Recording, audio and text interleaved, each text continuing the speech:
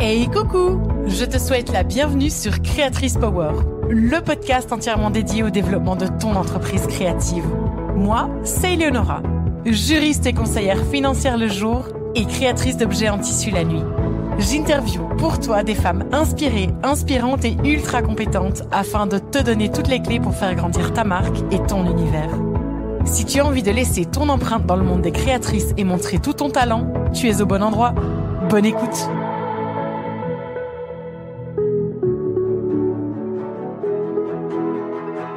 À toutes mes copines et collègues créatrices, bonjour. Aujourd'hui, j'ai le grand plaisir de vous proposer un échange avec Gaëlle, la fondatrice de la marque belge de maroquinerie intemporelle et engagée Gaëlle Hill. Gaëlle fait partie de ces toutes premières rencontres que j'ai faites lorsque j'ai lancé ma propre marque de poupons de tissu et nous avons immédiatement sympathisé. Depuis, nous échangeons sur les challenges de la vie d'entrepreneuse créative, mais pas que, et son parcours est, je trouve, des plus intéressants. En effet, Gaëlle montre au quotidien de la passion pour son art, de la persévérance et elle n'hésite jamais à se remettre en question tout en tentant de respecter son rythme personnel et ses valeurs. À ce jour, Gaëlle, artisane certifiée, amoureuse de la nature et petite sauvage comme elle se décrit elle-même, propose des pièces en cuir minimalistes, sur mesure ou non, qu'elle dénomme ses compagnons d'aventure, entièrement faits à la main, mais aussi, elle propose des ateliers pour s'initier à la maroquinerie. Alors, au-delà de sa marque, Gaëlle a à cœur de créer des connexions durables avec des artisans et entrepreneurs qui partagent ses engagements par le biais du Wild Experience, dont nous reparlerons un petit peu plus tard. Gaëlle, merci à toi d'avoir accepté mon invitation et bienvenue dans le podcast. Dis-moi un petit peu, est-ce que je n'ai rien oublié de primordial dans ma toute petite et toute brève présentation?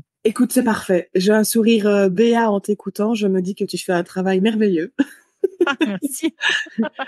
Merci à toi pour cette jolie présentation. Eh bien, écoute, avec grand plaisir. Est-ce que tu pourrais raconter aux auditrices de Créatrice Power ton parcours avant l'entrepreneuriat créatif et comment tu es tombée dans la marmite de la maroquinerie et de l'artisanat? Alors, avant, j'ai fait des études d'architecte d'intérieur. J'ai adoré mes 4 ans d'études, mais j'ai su dès le départ que je ne serais pas architecte d'intérieur. J'avais besoin de plus de manuels et de moins d'ordinateurs. Donc, j'ai bossé pendant quelques années comme vendeuse. Mon but, c'était vraiment de mettre de l'argent de côté pour pouvoir partir voyager. Donc, j'ai fait ça pendant 1 an et demi et puis j'ai voyagé. J'ai fait la Scandinavie en van pendant 3 mois toute seule, en hors saison. J'étais vraiment seule de chez seule. Et j'ai embarqué mon sac à dos. Je suis allée rejoindre ma sœur au Mexique pendant 1 mois. Et puis j'ai enchaîné avec le Vietnam. Enfin voilà. Donc j'ai fait pas mal de voyages, d'aller-retour Belgique étranger pendant quelques mois. Et puis quand je suis rentrée, j'ai eu envie de faire autre chose. Je savais que je voulais pas faire l'architecture d'intérieur, donc je me suis dit ok, mais qu'est-ce que je vais faire? Et je me suis retrouvée à faire une formation pour devenir prof de français langue étrangère. Rien à voir.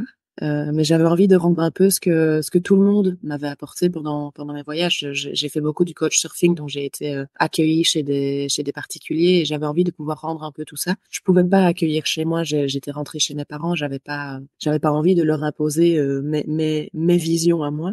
Donc voilà, je me suis dit, en fait, prof de français langue étrangère, pourquoi pas aider les gens qui arrivent en Belgique et qui galèrent avec la langue, comme moi j'ai pu galérer avec la langue dans certains pays que j'ai visités. J'ai fait ça pendant 5 ans comme employée. Et puis sur le côté, je faisais beaucoup de couture. C'est ma mamie qui m'a appris à coudre quand j'étais ado. C'est vrai que je l'ai pas précisé, mais au moment où j'ai choisi l'architecture d'intérieur, j'hésitais entre photographe, styliste ou architecte d'intérieur. Que des métiers artistiques. Et donc, j'ai fait de la couture avec ma grand-mère. Je faisais mes vêtements. Voilà, ça a pris quelques années. Et puis, ma tante, un jour, s'est lancée dans une formation de maroquinerie et m'a dit, mais en fait, tu devrais essayer, ça devrait te plaire. Moi, j'avais pas envie de refaire encore une formation. J'avais enchaîné des études d'archi et une formation pour être formatrice en langue. J'avais pas envie d'encore enchaîner quelque chose qui me prenait plusieurs jours par semaine. Donc, je suis allée chez elle un jour. Elle m'a montré le point. Elle m'a prêté ses outils. J'ai fait beaucoup d'erreurs au début chez moi avec des échantillons de cuir. Et puis, j'ai fini par acheter mes outils. Et c'était parti. Voilà. Donc, un peu par hasard, finalement, le pourquoi je suis tombée dans la maroquinerie. Je pense que j'ai toujours su que je ferais quelque chose d'artistique, mais j'étais ouverte à plein de choses. Et comme j'ai fait des études artistiques, ça m'a encore ouvert à plus de choses. Parce que ça, c'est vrai que c'est le genre d'études qui t'ouvre vraiment pas mal l'esprit. Mes voyages, pareil. Et donc, c'était question de me décider sur une matière, je crois. J'aurais pu choisir le bois, en fait. C'est une matière que j'aime beaucoup aussi, mais voilà, je suis tombée dans le cuir et je rêve secrètement, mais semi-secrètement, de faire des chaussures. Donc, C'était, Ah, waouh. c'était aussi une façon de découvrir cette matière-là avant de partir sur un projet chaussure qui n'est pas la même technique, quoi. Et à partir du moment où tu achètes tes premiers outils et que tu te lances là-dedans, quel est le cheminement qui t'emmène à te dire, OK, là c'est bon, je plante tout et je me lance à temps plein dans cette entreprise? Alors, c'est pas moi qui ai tout planté, c'est que on m'a planté. Donc, c'est vrai que le travail social en Belgique, il a ses avantages et ses inconvénients. Et un des inconvénients, c'est que c'est pas très stable comme milieu. Donc, j'ai enchaîné pendant 5 ans des contrats relativement précaires. Et puis, après mon énième licenciement, alors que je faisais bien mon boulot, je me suis dit, en fait, quitte à pas être stable, je vais y aller. Je vais oser me lancer pour moi. Et c'est comme ça que je me suis retrouvée à payer mes premières cotisations d'indépendant complètes et plus complémentaires. Ça te fait mal.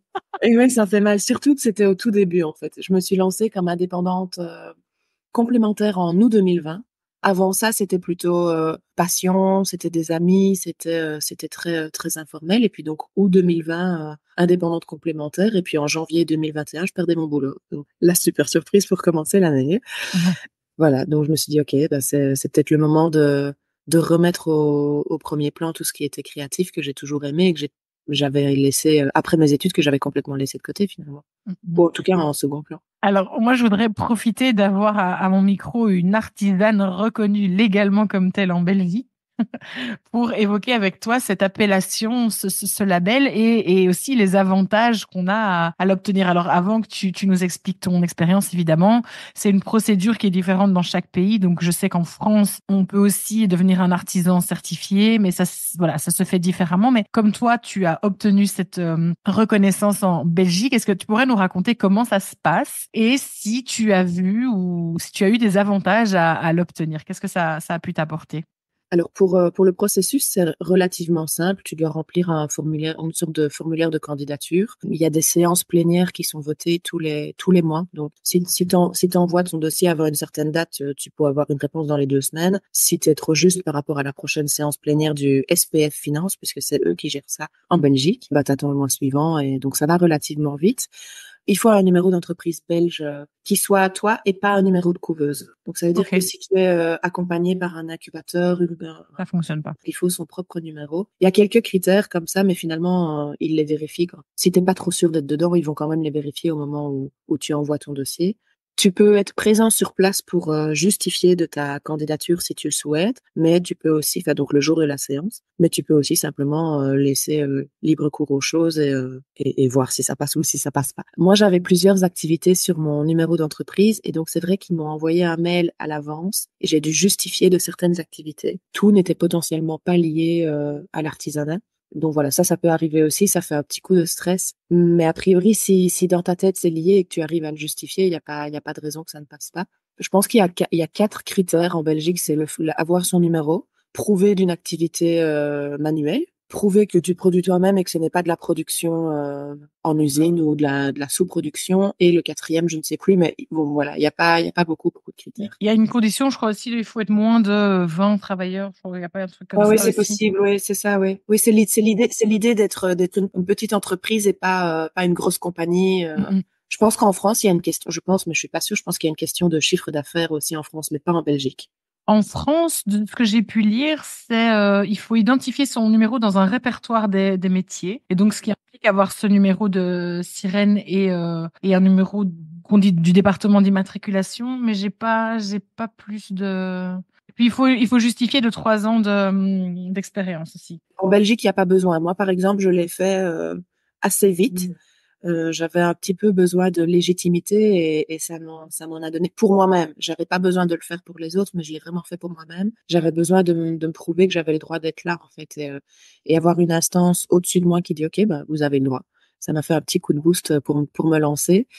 Après, en termes de bénéfices qu'on en retire, ben, du coup, on apparaît dans un répertoire des artisans qui est du coup accessible à tous. Donc, c'est vrai que si toi, demain, tu cherches une maroquinière, ben, tu peux aller sur le répertoire des artisans et tu vas trouver tous les maroquiniers dans ta région ou dans un périmètre que tu décides. Donc, ça, c'est pas mal c'est une visibilité en plus. Finalement, et quand on commence, ça te donne aussi le droit d'ouvrir ton atelier pour les journées de l'artisan En soi, tu peux ouvrir ton atelier quand tu veux, hein, c'est pas ça, mais du coup, tu as la publicité de la journée de l'artisan en étant inscrit là-dessus. On reçoit notre petit badge artisan certifié et ça fait plaisir et tu le mets sur ta vitrine si tu veux. Mm, mm. C'est un gage, je pense. Oui, à la différence justement peut-être de l'appellation créatrice où en fait on peut tout mettre dedans. Artisane, il y a quand même, comme tu dis, une instance supérieure qui vérifie ce que tu fais, comment tu le fais et qui vient tester du fait que il y a une certaine rigueur et professionnalisme là-dedans, peu importe, comme tu disais, en tout cas pour la Belgique, la durée, l'existence de ce travail. Oui, et puis c'est vrai aussi que ça te donne aussi une certaine responsabilité en tant qu'artisan parce que c'est bien précisé dans dans nos devoirs, c'est que si on a un changement dans notre activité, on est obligé de les tenir au courant. Ok. Pour réévaluer éventuellement la demande alors. C'est ça. Alors, si je fais bien le calcul, ça veut dire que Gade Hill a presque 4 ans, c'est ça? Aura 4 ans, ouais, en août. Oui, donc 3 ans, plus de 3 ans et demi. Quel challenge est-ce que tu as rencontré depuis le lancement de ta marque? Plein. C'est un peu pour ça que je parlais de légitimité juste avant, c'est qu'il y a eu ça, c'est que ben voilà, c'est ma tante qui m'a appris. Il y a des écoles pour apprendre la maroquinerie, mais moi j'en ai pas fait, et donc il y avait tout ce challenge de légitimité de moi vers le client finalement. Les challenges d'apprendre à me faire connaître, parce que moi je resterais bien tranquille dans mon atelier et voilà. Mais non, au bout d'un moment, quand ça devient une profession, il faut que l'argent rentre et donc il faut apprendre à se faire connaître. Parlant argent, il y a tout le challenge de définir ses prix. Tu as accueilli Mélanie il y a pas tellement longtemps où vous en parliez. C'est un challenge pour tout le monde, je crois, pour beaucoup d'artisans, en tout cas, beaucoup de créateurs. Et un challenge qui continue d'évoluer parce que les activités, elles évoluent aussi. Et donc, il faut se remettre en question, se repositionner constamment. Là, pour moi, c'est difficile parce que j'ai l'impression de passer ma vie à me questionner et à me repositionner parce que j'apprends au fur et à mesure. Moi, j'étais pas entrepreneur avant. C'est vrai que j'ai fait des études artistiques et comme on était amené à potentiellement devenir indépendant avec ces études-là, on a eu des cours de gestion. Mais c'est pas la même chose d'être sur un banc à l'école et qu'on te dise, bon voilà, pour faire un devis, il faut faire comme ça. Et puis d'être réellement face à des clients et de devoir faire un devis, évaluer combien de temps ça va te prendre. Ah oui, au début, j'imagine qu'on peut très bien se planter et du coup, Puis, dans mon cas, je fais beaucoup du sur-mesure. Ça veut dire que je fais beaucoup des pièces uniques. Et donc, en fait, quand je fais un dessin, oui, je sais plus ou moins combien de temps ça va me prendre, mais en réalité, je l'ai jamais fait. Donc, ça me prend souvent 1 heure ou 2 de plus que ce que j'avais réellement comptabilisé. Donc c'est pas facile. Je pense que ça s'affine aussi avec le temps, mais ça reste un challenge à chaque fois. Les devis et les remises de prix, c'est comique. et comment est-ce que tu arrives en tant que marque de maroquinerie artisanale à concurrencer la maroquinerie entre guillemets, gros guillemets, traditionnelle? Ça doit pas être évident. Je la concurrence pas, en Non? fait. Tu la Non. considères même pas comme un concurrent? En fait, on est dans quelque chose de totalement différent. Les considérer comme concurrents, oui, dans le sens où ils ont en tout cas pour les grosses marques qui sont bien assises, les grosses marques familiales, etc. Ça fait des générations qu'elles sont là. C'est des concurrents dans le sens où on achète la marque. On la connaît, on a confiance en elle, alors on va aller chercher quelque chose qu'on connaît. Moi, je suis une marque qui est reconnue aussi. J'ai déposé ma marque à l'époque, mais on me connaît pas. Donc c'est vrai il faut que je fasse mes preuves. Ça fait pas longtemps, donc moi j'ai un sac que j'ai fait avant de me lancer officiellement. Mon sac il a 7 ans et il va très bien, mais en fait c'est la seule pièce qui est aussi vieille. Et donc c'est pas des sacs comme Hermès ou Chanel ou même le marché du seconde main de ces sacs-là est en plein boom aussi.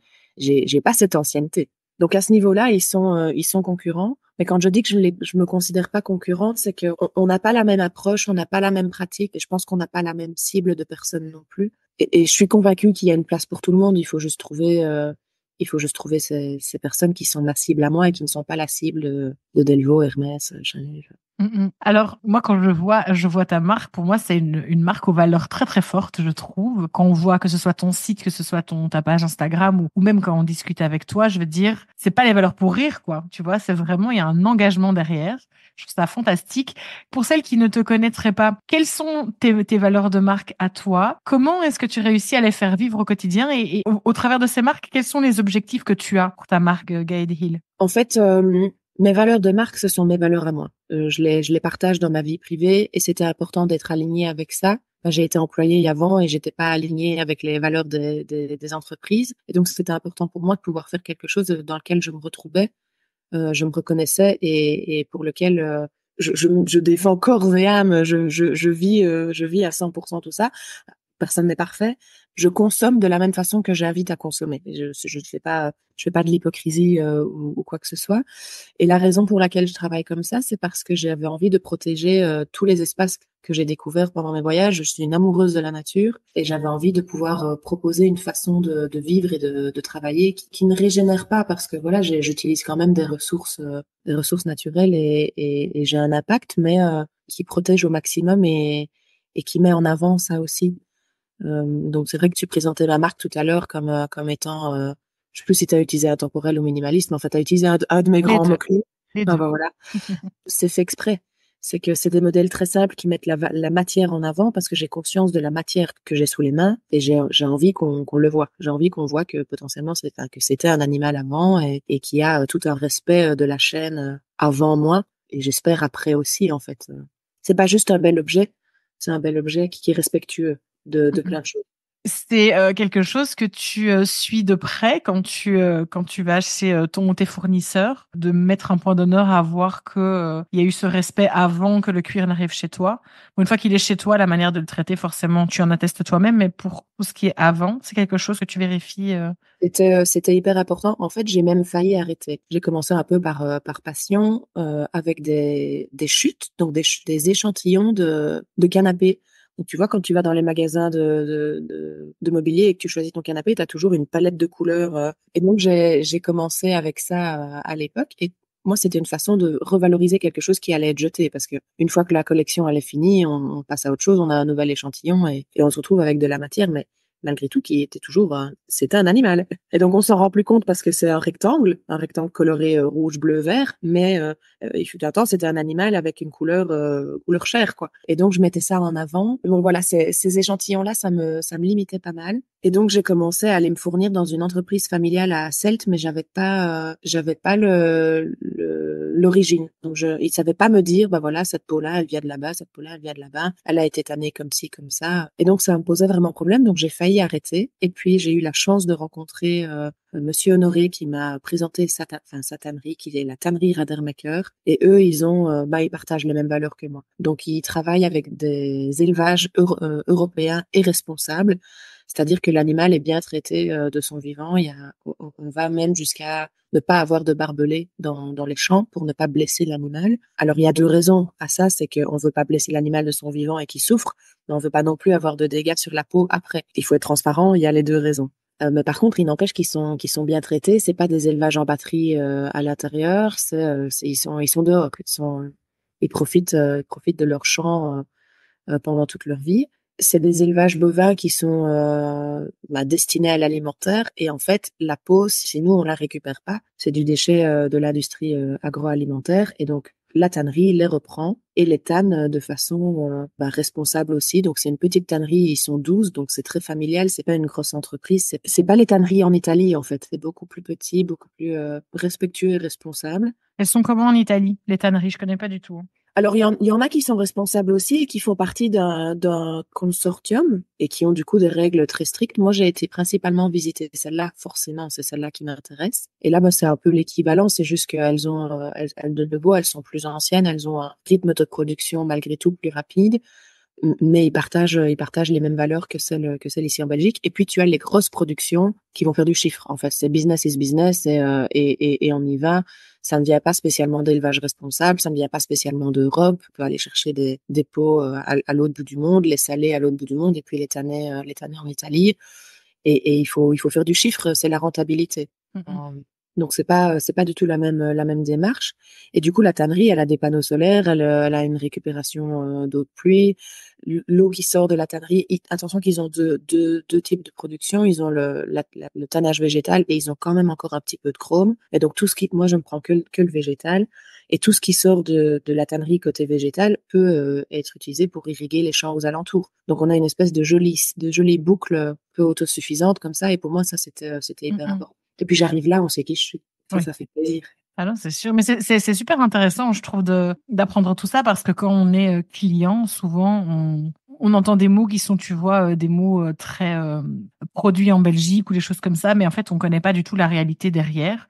Je sais Ouais. que ça fait quelques années que le faux cuir, comme on l'appelle, le cuir vegan, est apparu. Qu'est-ce que toi, tu en penses de ça? Est-ce que c'est un produit que tu pourrais intégrer ou ça rentre pas du tout dans Gade Hill? Qu'est-ce que tu en penses? Alors déjà, on peut pas l'appeler queer. Ok. Le queer, c'est vraiment une appellation protégée qui vient de l'animal. Donc c'est une alternative végane ou végétale, mais quand on parle de queer, c'est vraiment une peau animale. Mhm. Donc, faux cuir, on peut pas dire. Si tu veux, en fait, on l'utilise, hein, communément, on l'utilise, mais normalement, c'est une appellation protégée liée à l'animal. Et je pense que c'est des alternatives qui ne répondent pas à la même problématique. Donc, on a la vague de végétariens et de véganes, et chacun fait ce qu'il veut, c'est très bien, mais on oublie qu'on pose un autre problème ailleurs. Le problème, il est juste déplacé. Donc, ces alternatives véganes, elles sont bourrées de solvants. Le solvant, en tant que consommateur, on peut y être allergique. En tant que citoyen du monde, les solvants, c'est hyper mauvais pour les selles parce que tout ça, il faut évacuer à un moment ou à un autre. Donc, en fait, c'est pas une matière qui va pouvoir... Oui, de base, la matière, elle est organique, mais elle est tellement bourrée de produits chimiques dedans que tu oublierais ton sac dans un bois et il reste dans le bois, il se désintègre pas aussi, entre guillemets, aussi bien qu'un sac en cuir. Alors, tant mieux, si tu l'oublies et que tu vas le récupérer 3 jours après, il est toujours en bon état, mais c'est pas... En fait, ça déplace juste le problème. Et puis, ça devient aussi des cultures intensives de végétal qui ont détruit autre chose.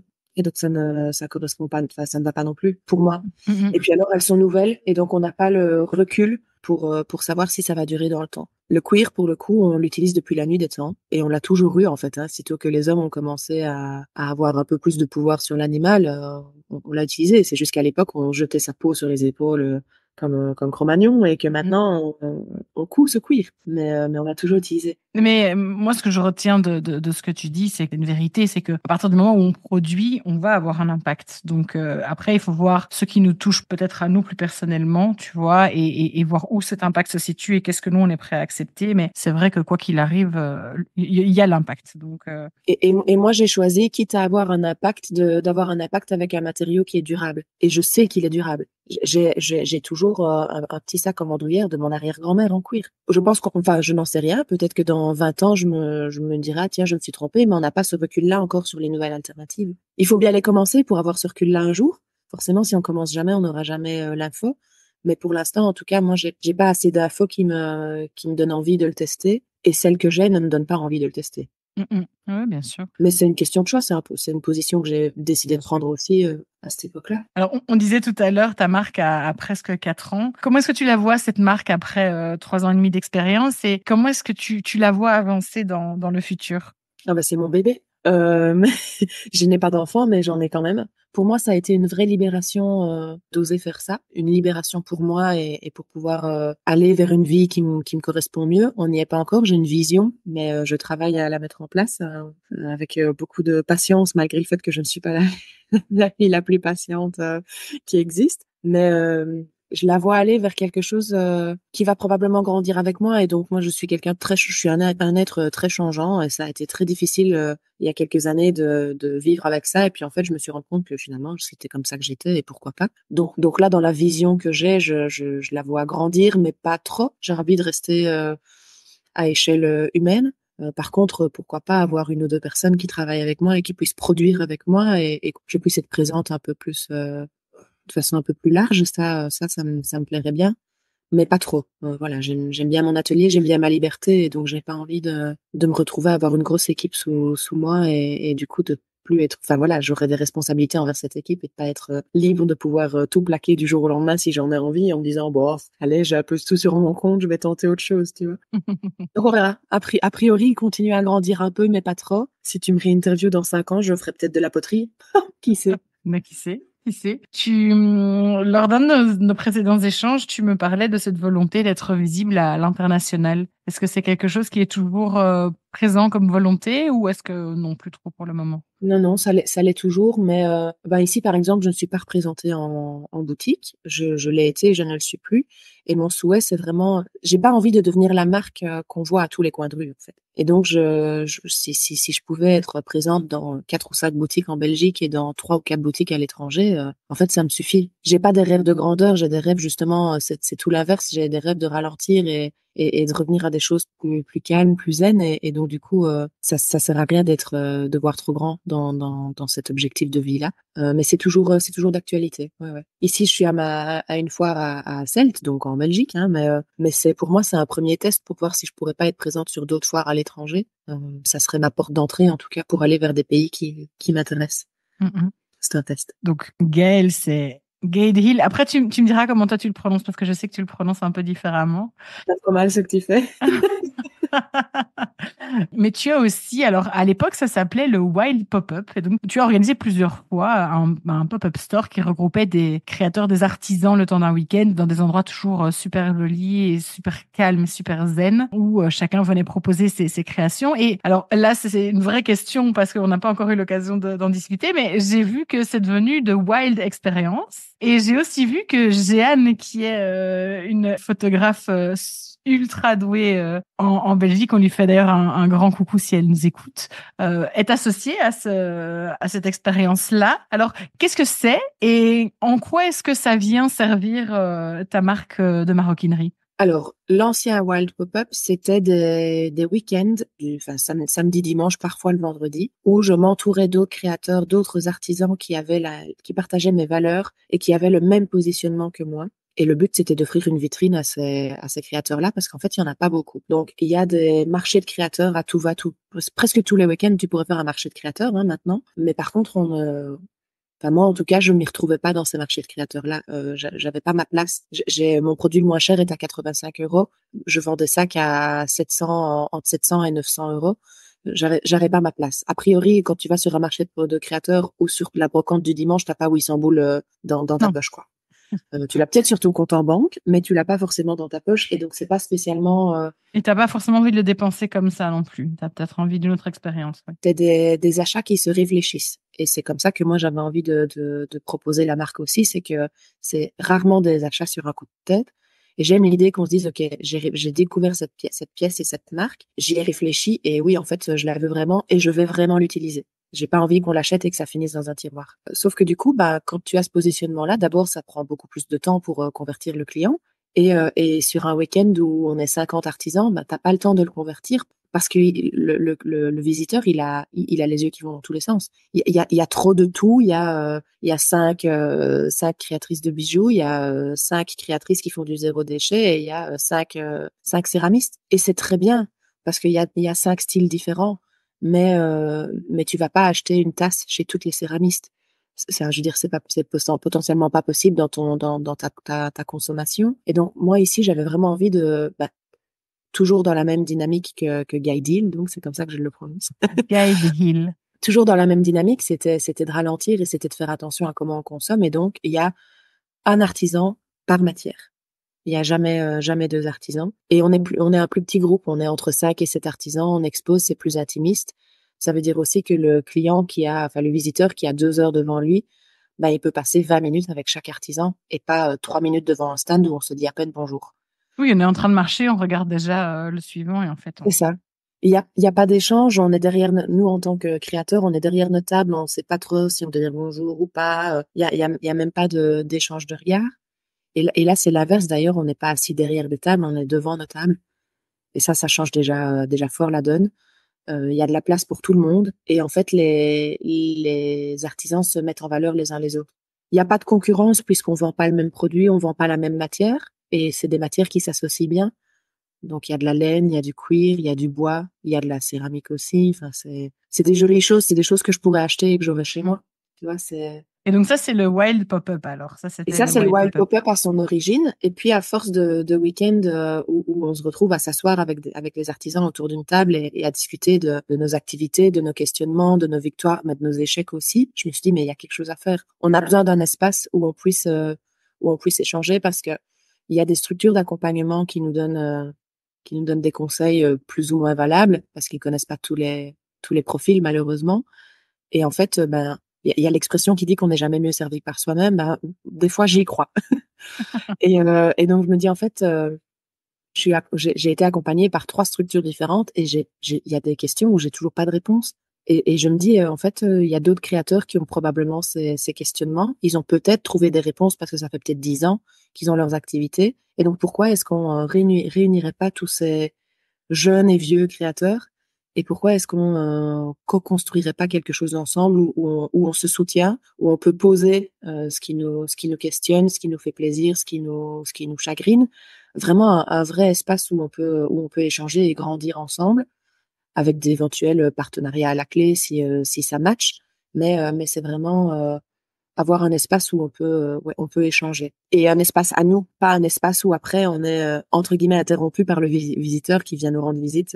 Donc c'est vraiment un cocon pour entrepreneurs, quelle que soit notre activité finalement, parce que je pense qu'en tant qu'entrepreneur, en tant qu'indépendant, on passe par le même questionnement. Peu importe qu'on soit ici, la soirée de lancement qu'on a fait la semaine passée, il y avait une naturopathe. Eh ben, en fait, qu'on soit naturopathe ou qu'on soit artisan, on a les mêmes questionnements. Elle aussi, elle a dû réfléchir à ses prix. Elle aussi, elle doit trouver sa cible. Elle aussi, elle doit communiquer.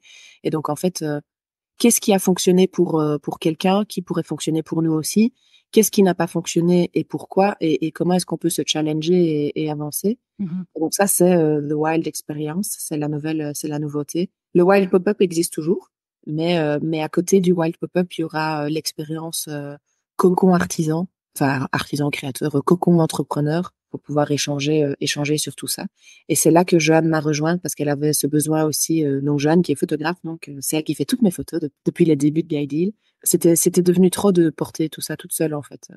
Ça pourrait être une activité à part entière. Et d'ailleurs, il y a des organismes qui ne font que ça, organiser des événements. Et moi, je ne suis pas que ça. Je suis artisane pour commencer. Et donc, c'était devenu trop de porter tout ça. Donc, on est 2 maintenant et on verra là où ça va, là où ça nous mène.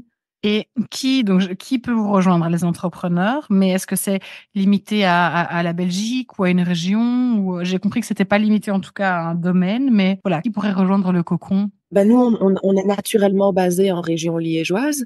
Après, si des Bruxellois ou des Namurois ou de plus loin veulent nous rejoindre, ils ont tout à fait le droit. Il y aura des trajets à faire, mais ils sont bien entendu les bienvenus. Ici, on a fait la première soirée à mon atelier, c'était facile. Donc, on était en région verviétoise, mais on a déjà des contacts avec un chouette café littéraire sur Herve.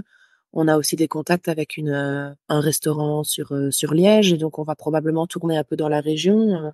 S'il y a des gens qui veulent nous accueillir dans leur atelier, bien entendu, ils pourront nous accueillir chez eux aussi. Et il y a toujours à boire et à manger pour accompagner les discussions, parce que c'est important. La nourriture, ça rapproche. Ah non, c'est clair. Il y a la nourriture pour l'âme et puis la nourriture pour l'estomac, hein. Exactement. Alors, tu as durant la vie de Gaël Hill, Mhm.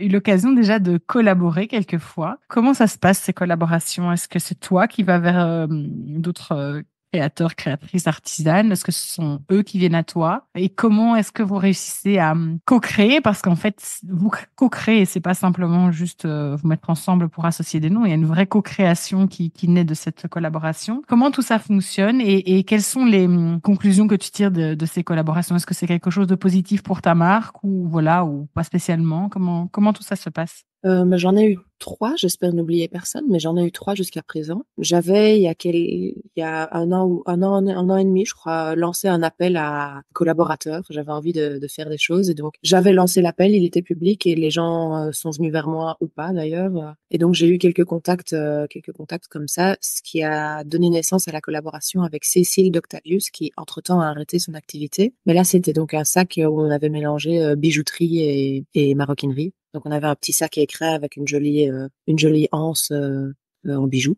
Donc, elle m'a contactée, mais parce que j'avais fait un appel. Et puis après, moi, quand j'ai envie de collaborer avec quelqu'un, je leur envoie un petit message. En fait, pour peu qu'on se suive déjà sur les réseaux, le contact est assez facile. Et d'abord un petit message informel et si ça va bien, ben tant mieux, on va plus loin, on se rencontre et on réfléchit à quelque chose. Et donc du coup, depuis, j'ai fait aussi une collaboration avec une céramiste. On a fait des suspensions, des pots de plantes suspendus. La suspension est en cuir et puis ben, le pot est en terre. Et j'ai fait une collaboration avec une autre bijoutière l'année passée. Mais là, c'était plutôt pour créer des petits paquets, des coffrets cadeaux. Donc, il y avait pas une pièce qui mélangeait les deux. On avait un bijou associé à une pochette. Pochette qui pouvait soit être la pochette du bijou quand on la transportait, soit une pochette à utiliser indépendamment du bijou. Et donc là, c'est vraiment deux univers qu'on a mis ensemble, mais pas sur un modèle. Donc, oui, un peu des deux, des gens qui viennent vers moi qui vais vers eux, mais il y en a pas eu beaucoup. Et alors, qu'est-ce que ça apporte? Ben, l'idée, c'est que ça apporte un peu de visibilité, c'est que ça croise les communautés de l'une et de l'autre. Ça fonctionne plus ou moins bien, ça dépend. J'en ai pas encore fait assez que pour avoir vraiment des règles, mais ça fonctionne plus ou moins bien. En attendant, c'est aussi une façon de pas être tout le temps tout seul face à notre activité, parce que du coup, sur ce projet-là, on a un collègue et ça fait du bien. Sinon, on est seul. La solitude dans ce métier-là, c'est vraiment le point de réflexion que moi j'ai eu avec Créatrice Power, c'est le fait de se dire que c'est très exaltant, en tout cas c'est ma manière de voir les choses, hein, mais c'est très exaltant quand tu crées, tu es en train de réfléchir à tes modèles ou à comment est-ce que tu vas mettre en place l'année à venir, enfin, ce genre de choses, mais ça peut aussi être très isolant dans le sens où à un certain moment tu as des problèmes, tu as des questions et en fait tu sais pas toujours vers qui te retourner et tu es seul et du coup bah, tu vas sur Internet, tu regardes un peu à gauche à droite, mais tu sais pas. Donc voilà, l'idée du podcast c'est ça, mais en fait l'idée de ton cocon c'est ça aussi, tu vois, c'est vraiment de permettre un espace d'échange avec des personnes qui font face aux mêmes problématiques, pouvoir aller de l'avant, éventuellement se faire des recommandations ou des choses comme ça. Donc c'est sûr que cette solitude peut être géniale dans certaines facettes du métier, mais je pense pas si géniale que ça dans d'autres. En tout cas, moi, c'est comme ça que je l'avais vécu. Mais c'est clair que du coup, se retrouver avec quelqu'un sur un projet, ça peut évidemment être super chouette. Il me reste les quelques questions de clôture de cette interview, mais avant ça, je voulais te demander si tu avais envie d'ajouter quelque chose par rapport à ta marque, à ton parcours, par rapport à quelque chose que tu aimerais souligner dans cet épisode. Non, c'était intéressant. Je suis vraiment quelqu'un qui a beaucoup de mal avec le compromis. Je suis très facile à vivre. Euh, mais du coup, je me rends compte que ma marque, c'est pareil. Je produis sans concession dans le sens où enfin, on parlait des valeurs, etc. Et elles sont très fortes, mais du coup, elles sont aussi très. Je me suis un peu auto-limitée parce que j'avais envie de respecter ces valeurs-là. Et du coup, ça challenge assez au quotidien de faire l'activité comme j'ai décidé de la faire. Et puis d'être très à contre-courant de ce qu'on me conseille aussi. On me dit, il faut que tu réduises tes marges, enfin, il faut que tu augmentes tes marges et que tu réduises tes frais. Mais en fait, réduire mes frais, ça veut dire acheter une autre matière. Et pour moi, c'est pas possible. C'est cette matière-là ou rien, en fait. Et c'est difficile de faire comprendre ça aux gens en face de nous. Voilà, pour la petite conclusion. Parler de challenge à une des premières questions. La boucle est bouclée. Du coup, ça amène la question de est-ce que justement avoir ces valeurs si fortes, ça facilite le positionnement et ça facilite le travail plus marketing, plus communication derrière, ou au contraire, est-ce que ça le rend plus compliqué parce que dans certaines facettes du métier d'entrepreneur, bah, du coup, tu dois aller, comme tu dis, à contre-courant pour ne pas faire défaut à ces valeurs justement que tu défends. En même temps, ça donne un fil rouge. Donc, ça veut dire que pour une prise de décision, bah, c'est facile. Elle est dans mon cadre de valeur ou elle y est pas. Ça veut pas dire que la mise en place va être facile, mais par contre, la décision, je le sens dans mes tripes.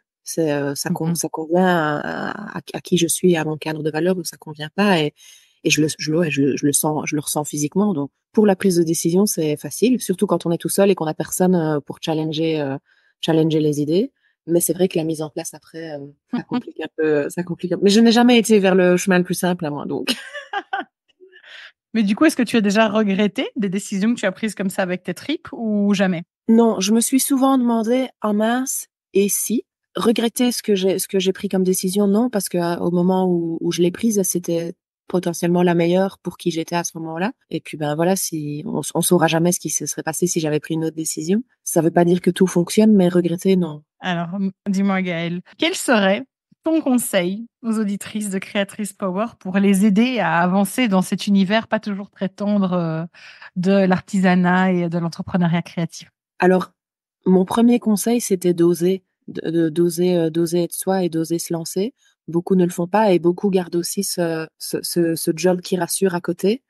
Mais moi, je me suis rendu compte que tant qu'on avait un job qui rassurait, on n'avançait pas vraiment. Ça a vraiment été me retrouver au pied du mur qui m'a fait avancer et qui m'a fait développer ce que j'ai développé depuis 3 ans. Donc oser, je dirais, et puis s'entourer pour compléter ce qu'on disait tout à l'heure. En fait, au bout d'un moment, on peut plus ruminer les choses tout seul face à soi-même, et donc s'entourer pour avancer, mais s'entourer aussi pour les jours où ça va pas, parce que c'est pas long fleuve tranquille et c'est pas tout rose. Non. Et donc s'entourer d'autres entrepreneurs.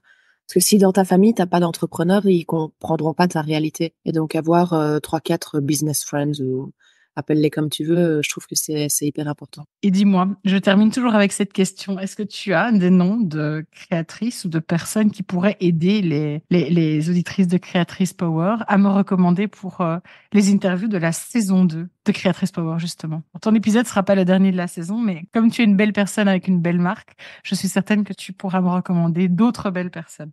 Oui, j'en ai probablement plein d'autres créateurs. J'ai envie de on parlait de Joanne tout à l'heure. J'ai envie de te la recommander parce que d'abord tu la connais aussi. T'as fait un bout de chemin avec elle. Elle a le cœur sur la main. Joanne, elle est d'une douceur extraordinaire, et alors en fait, elle est vraiment à ton service. Elle met ton activité en valeur. En fait, j'ai pensé à elle en écoutant ton podcast avec, je me souviens plus de son prénom, la graphiste avec qui tu as parlé de l'identité de marque. De Mado Studio, oui. Donc, s'entourer d'un graphiste, s'entourer d'un photographe professionnel, au bout d'un moment, c'est hyper important. Tu peux plus faire les photos avec ton téléphone vite fait dans un coin de ton atelier en n'ayant pas les compétences. Enfin, chacun son métier. Et donc, Joanne, elle a cette compétence, et elle met vraiment son cœur et son service à ton service. Et c'est des images magnifiques. Donc, Joanne, je dirais, ça peut être sympa, qui pourra vous expliquer l'importance de jolies photos mieux que moi. Et puis, j'ai rencontré dans mon parcours Isabelle aussi, qui est de ma région, qui est slasheuse, comme elle se décrit, qui est multi-entrepreneur, qui a plein d'activités. Elle est hyper intéressante. Elle a 2 casquettes. Elle a la casquette de l'accompagnatrice, donc elle a été coach, et donc elle accompagnait les créateurs dans leur développement. Et puis elle est aussi créatrice. Et donc elle connaît les 2 facettes. Elle connaît les 2 façades de la pièce, et donc je pense qu'il y a moyen d'avoir de super chouettes discussions avec elle aussi. Isabelle de slasheuse digitale, la tanière de Yule, elle a plusieurs activités et plusieurs noms. Donc, voilà. Eh bien, les invitations sont lancées. Un tout grand merci à toi, Gaëlle. Merci d'avoir pris le temps de partager avec nous ton parcours et ton expérience. Moi, j'ai passé un super moment en ta compagnie, et je te souhaite tout le meilleur pour l'expo ici à Celt, et puis pour la suite de Gaëlle Hill. Les filles, je vous mets tous les liens pour retrouver Gaëlle et son travail dans la description de l'épisode. Je vous laisse aller voir ça en vaut vraiment le détour. Merci à toi. Merci infiniment d'avoir écouté cet épisode de Créatrice Power. J'espère qu'il t'a apporté inspiration, connaissance et de quoi nourrir ta réflexion pour faire grandir ton entreprise créative et ta marque. N'hésite pas à noter cet épisode sur ta plateforme d'écoute préférée et à le partager sur les réseaux sociaux. Cela me permettra de grandir avec toi et de fournir toujours plus de contenu de qualité. Rejoins-moi sur la page Instagram de Créatrice Power pour obtenir davantage de conseils et d'inspiration entre chaque épisode du podcast. Je t'y accompagne de 1001 façons pour faire briller ta créativité et réaliser tes rêves. À bientôt.